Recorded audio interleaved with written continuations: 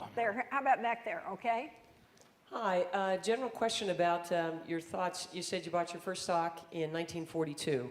I think right around that time, sometime after World War II, I think prior to that, the sterling was the world currency. Then it switched to the US dollar not too long after that.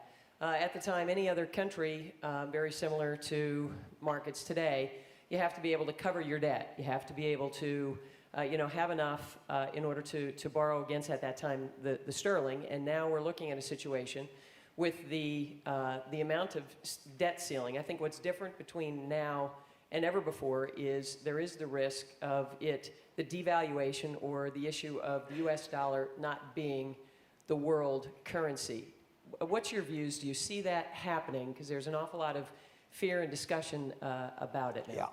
Yeah, unless we do something incredibly foolish, and I don't think we will, the dollar will be the world's currency for a long, long, long, long time. We came out of World War II actually with a higher debt to GDP than we have now. All of our debt is printed in our own currency. I mean, that's the key. And then the question is, do you abuse that in some way so that the currency declines in value at a rapid rate?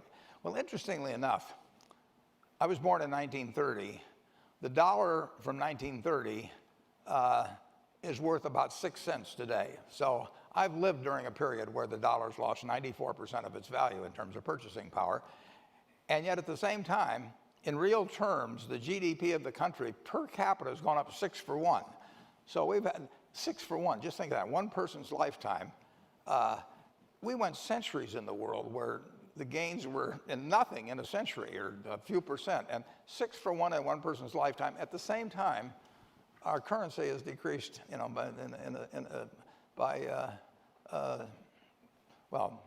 went from $1 to 6 cents, and that 94%, and that, despite all of that, we are the world's reserve currency, and people are willing to lend us money for nothing, virtually, currently in large sums, and I do not see that changing unless we do something incredibly foolish. Now, we have to stabilize the debt as a percentage of GDP, which means we can have debt increase by 2 to 3% a year if GDP grows 2 to 3% a year.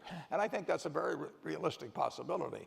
We can't keep having debt grow at a faster rate than GDP, although it can go on for a long time, and it has gone on for a long time.